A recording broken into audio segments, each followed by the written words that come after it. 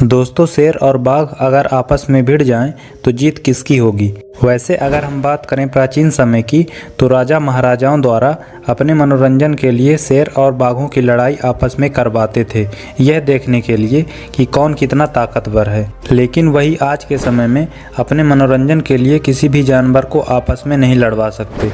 लेकिन पहले के ज़माने में राजाओं द्वारा शेर और बाघ को कई दिनों तक एक बंद पिंजरे में भूखा रखा जाता था और फिर उनको एक बंद मैदान में उन दोनों को छोड़ दिया जाता था। लेकिन फिर भी यह पता नहीं लगाया जा सका कि सबसे ज़्यादा ताकतवर कौन है, शेर या फिर बाघ।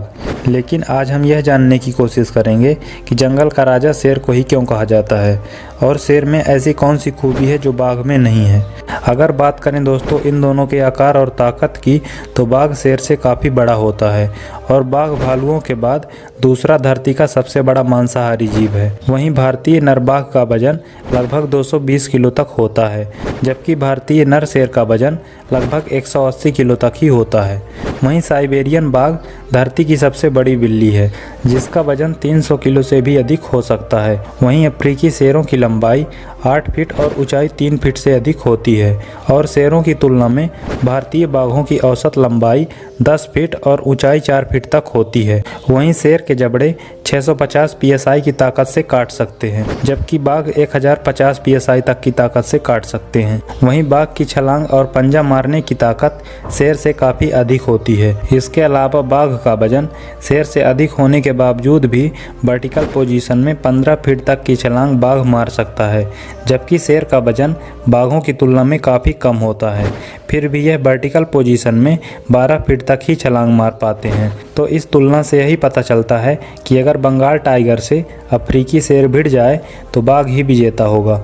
लेकिन दोस्तों, भले ही बाघ शेर की तुलना में अधिक शक्तिशाली और बड़ा क्यों ना हो, लेकिन इतिहास गवाह है कि जिस भी इलाके में शेर गए हैं वहाँ बाघों की एक भी नहीं चलती, क्योंकि शेर झुंड में रहते हैं जबकि बाघ अकेले रहता है। और शेरों की इसी रणनीति की वजह से शेर बेचारे अकेले बाघ पर हावी पड़ जाएंगे, क्योंकि कई सारे शेर बाघ पर हमला बोलेंगे और बाघ को मार डालेंगे। लेकिन अगर कहीं अकेले में शेर और बाघ आपस में लड़ाई करें तो बाघ को अधिक कुशल शिकारी होने के कारण जीत बाघ की ही होगी, क्योंकि बाघ अकेले अपने दम पर शिकार करने की वजह से इसमें शिकार करने का हुनर शेरों की तुलना में ज़्यादा होता है। वहीं आलसी शेर शिकार करने की बजाय पूरा दिन सुस्ताता रहता है और शिकार शेरनियां करती हैं, जबकि शेरनियों के द्वारा किए गए शिकार पर सबसे पहला हक शेर का ही होता है। ऐसे में शेरनियां किसी दासी की तरह शेर की सेवा करती रहती हैं और शेर किसी राजा की तरह रहता है। वहीं बाघ को अपने खाने के लिए खुद ही शिकार करना पड़ता है। ऐसे में बाघ राजा कैसे हो सकता है,